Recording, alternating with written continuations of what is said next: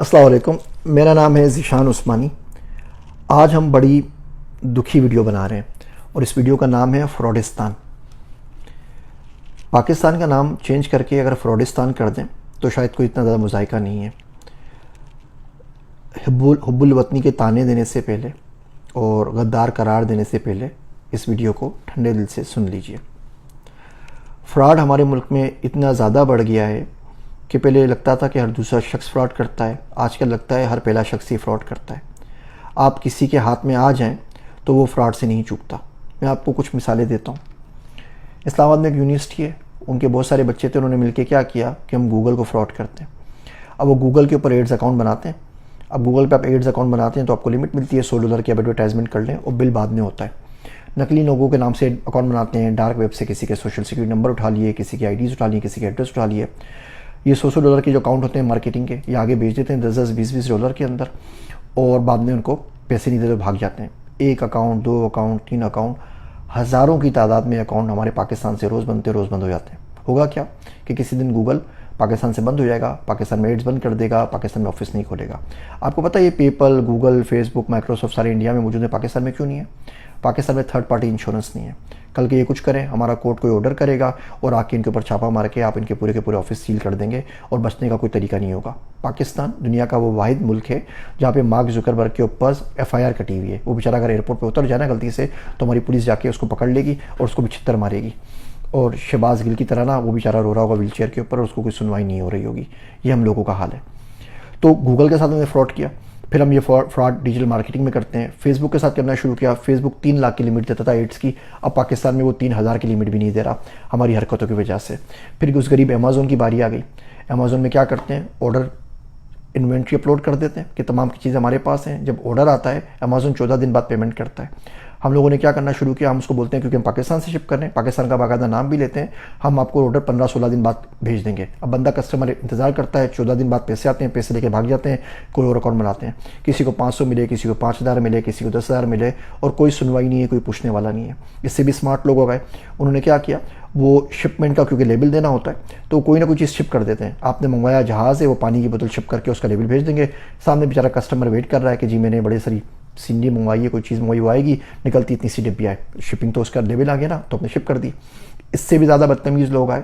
वो क्या करते हैं, आपसे ऑर्डर लिया, उनका इन्वेंट्री नहीं है, किसी और से इन्वेंट्री ऑर्डर करके कोई भी छोटा मोटा आइटम करके आपके पास शिप करवा दिया। अब उसका जो नंबर आएगा शिपिंग, वो आपने उस बंदे से शेयर कर दिया ताकि आपको वो भी शेयर ना करना पड़े। अब उसने मंगवाया लैपटॉप, आपने उसको शिप कर दिया कैलकुलेटर किसी से लेके। उसके बाद जब नहीं आता तो आपने जिससे कैलकुलेटर मंगवाया आप उससे रिफंड ले लेते हैं, उससे भी कैलकुलेटर के पैसे वापस लेते हैं, इसके लैपटॉप के पैसे भी लेके भाग जाते हैं। तो उसका नतीजा क्या हुआ कि आपने सुना होगा कि अमेज़ोन ने कोई 13,000 अकाउंट पाकिस्तान में बंद कर दिए। मैं यहाँ बैंक में अकाउंट खुलवाने के लिए गया तो उन्होंने बोला कि जी बैंक ऑफ अमेरिका ने कोई 35,000 लोगों के अकाउंट बंद कर दिए। अब ज़ाहिर बात है वो बोलेंगे तो नहीं ऑफिशियली आके, और सारे के सारे पाकिस्तानियों के हैं क्योंकि पाकिस्तानी इस किस्म के फ्रॉड कर रहे होते हैं। खैर मैं भी रो रहा था, मैंने बोला नहीं यार पाकिस्तानी अच्छे हैं, सारे लोग एक जैसे नहीं होते, सारी उंगलियां बराबर नहीं होती। तो मैनेजर ने बोला यार मैं हाई स्कूल के अंदर यहाँ पे जाता हूँ और हाई स्कूल में हमारी बेसबॉल की जो टीम है उसकी जर्सी मंगवानी थी, वो शर्ट्स होती हैं। तो पाकिस्तान से ऑर्डर दिया, पाकिस्तान वाले ने ऑर्डर के पैसे ले लिए $1100 और एक उसने टी शर्ट नहीं भेजी। गेम वाले दिन जो सबसे बड़ा इवेंट होता है साल के बच्चों के लिए, फिनाले जो होता है, उस दिन बच्चों के पास जर्सी नहीं थी, वो वाइट शर्ट्स हमने वॉलमार्ट से खरीद के दी, वो पहन के घूम रहे थे और पूरे का पूरा गांव मुझे गालियां दे रहा था और ये पाकिस्तानी नहीं किया है। मैंने कहा उसका नंबर मुझे भेजें, क्या हुआ? उस अल्लाह के बंदे को उसने ईमेल की तो कहता है जी मैंने भेजा था लेकिन मेरे पार्सल में से ड्रग्स निकल आई। अब बताओ शर्ट भेज में ड्रग्स कहाँ से आ गई? तो दुबई कस्टम ने मेरा जो पार्सल था सील कर दिया। पाकिस्तान की उल्टी बदनामी। अब गूगल देख लें, फेसबुक देख लें, आप रोज़मर्रा के तौर पे देख लीजिए। एक शख्स ने मुझसे कांटेक्ट किया कि जी कुछ पैसे चाहिए, मुझे कोई बैंक स्टेटमेंट दिखानी है, क्या करनी है। और इसकी बात कर रहा हूँ जिसको मैं 10 साल से जानता हूँ, ये नहीं कि मैं एक दिन से जानता हूँ, 2 दिन से जानता हूँ। मैं कहा जी ठीक है। उसने बोला कि मुझे आज चेक दीजिए, मंडे को वापस ले लीजिएगा। हुआ ये कि फिर मुझे वो पैसे 6 महीने बाद वापस मिले। उसने 2 लाख एक करके दिए, 1 लाख एक करके दिए, तोड़ तोड़ के अजीब परेशानी में। एक मौलवी साहब ने कहा कि जी ज़मीन कुछ ले रहे हैं मदरसे के लिए, जुम्मे का दिन है आज, मेरे पैसे अमेरिका से आने हैं, आप पैसे दे दीजिए मुझे 8 लाख रुपए और मंडे के दिन मैं आपको वापस कर दूंगा। जुम्मे को पैसे दिए, मंडे को वापस आने थे, वो मंडे 8 साल बाद आया वही बार बार एतराज़ करने के ऊपर, बार बार मांगने के ऊपर, और सिर्फ उन्होंने सिर्फ इसलिए दिए कि अगर इसको पैसे नहीं दूंगा तो शायद ये मुझे उठवा ही ना ले। तो खैर उनको एक जैम हो गया था, कुछ भी था, मुझे मेरा फ़ायदा हो गया। लेकिन 8 साल बाद भी जब वापस दिए तो उनके छोटे थे, उन्होंने मुझे कॉल किया, बड़ी बदतमीज़ी से बात की और पैसे जमा करवा दिए। उनसे इतना नहीं हो सका कि वो कॉल करके मुझे बोल देते जी बड़ी माजरत, 8 साल बाद आपके पैसे वापस दिए। मुझे तो उन्होंने हर जगह से ब्लॉक कर दिया। ये हर जगह होता है। पहले लगता था एक आध कोई कर रहा है, आजकल लगता है पूरा मुल्क आपको चूना लगा रहा है। तो जब तक हम इस फ्रॉड के रास्ते के ऊपर चलते रहेंगे और तमाम काम करते रहेंगे, यकीन करिए कोई हमारी मदद नहीं करेगा। ना पेपल आएगा, ना कुछ आएगा, लोग पाकिस्तान से हायरिंग करना भी छोड़ देंगे। तो ये तो प्रॉब्लम है। अब बात करते हैं ऐसा होता क्यों है। ऐसा होने की सबसे बड़ी वजह ये मनहूस सक्सेस स्टोरीज़ हैं जो झूठी सब लोग लगा देते हैं। मिसाल के तौर पे आप बोले जी मैंने 2 करोड़ रुपए कमाए, अब ठीक है वो स्टार भी बन जाएगा और वो कोई ना कोई आपको स्टार बना के पोस्टर बना के लगा भी देगा, 5 रुपये का पोस्टर बन जाता है पाकिस्तान के अंदर। लेकिन अब आपसे कोई पूछे जी 2 करोड़ आपने कमाए तो हैं, कमाए कहाँ से, उसका प्रूफ क्या है कि आपने कमाए भी या नहीं कमाए, और तीसरी बात कितने अरसे में कमाए। आप बोलते हैं कि जी मैं 2 करोड़ कमाए, लेकिन मैं कमाए 70 साल की ज़िंदगी के अंदर, तो कोई भी शख्स कमा सकता है। 1 लाख 2 लाख रुपये तनख्वाह तो 2 करोड़ रुपये आपके हो जाएंगे 20-25 साल के अंदर। आपने 1 महीने में कमाए, आपने 6 महीने में कमाए, आपने साल में कमाए, कहाँ से कमाए, उसको प्रूफ क्या है। प्रूफ हमारे पास कोई नहीं देता, कोई बैंक स्टेटमेंट नहीं दिखाता, कोई कुछ नहीं करता।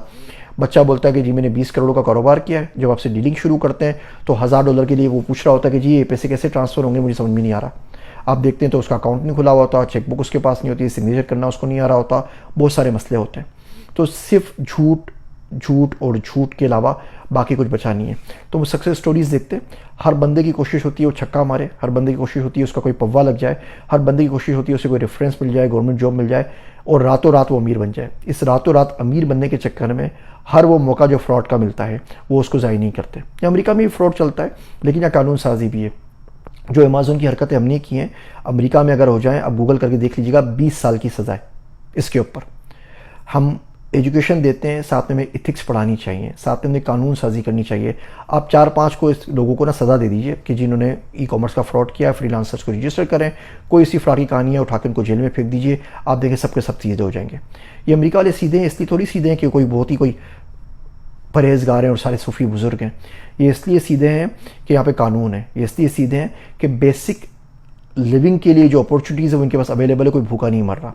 हमारे पास लोगों की इतनी बुरी हालत है, बोलता है कुछ हाथ में आ जाए कल की कल देखी जाएगी, आज तो खाना मिले ना, आज कम से कम इसको पेल दो, आज कम से कम इसको रगड़ दो, बाद में देखी जाएगी कौन सा अमेरिका के मुझे पकड़ता है। इसकी वजह से पूरा मुल्क बदनाम हो रहा है। जो थोड़े बहुत हमारे पास ज़राए रह गए हैं कुछ पैसे कमाने के, कोई अच्छा काम करने के, वो हल्के हल्के हल्के बंद होते चले जा रहे हैं। आज मैं बोल रहा हूँ ये फ्रॉडिस्तान, आपको बात बहुत बुरी लग रही है, खुदा के वास्ते सुधर जाइए इससे पहले कि पूरी दुनिया आपको फ्रॉडिस्तान बोलने लग जाए। ये कड़वी बातें यकीनन आपको बहुत ज़्यादा चुभ रही होंगी और आप दिल भर के भड़ास अपनी निकाल सकते हैं कमेंट्स के अंदर, गालियों की सूरत के अंदर। लेकिन जब तक हम इंसान नहीं बनेंगे, जब तक हम फ्रॉड से नहीं बचेंगे, हम आगे नहीं बढ़ सकते।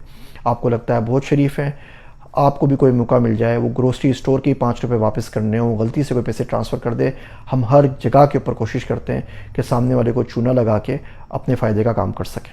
और आप किसी बंदे से बात कर लें, वो ग्रोसरी वाला हो, बिज़नेस वाला हो, पार्टनरशिप वाला हो, अकाउंट्स वाला हो, आप किसी को उधार दे दें, किसी से उधार ले लें, आप पार्टनरशिप किसी के साथ कर लें, आप ई-कॉमर्स का काम कर लें, आप रियल इस्टेट के अंदर चले जाकर किसी एजेंट से बात कर लें, आप किसी वकील से बात कर लें, आपको मेरी बातों की सच्चाई के ऊपर यकीन आ जाएगा। मेरी कड़वी बातें सुनने का शुक्रिया। मैं हूँ आप सबका ज़ीशान उस्मानी।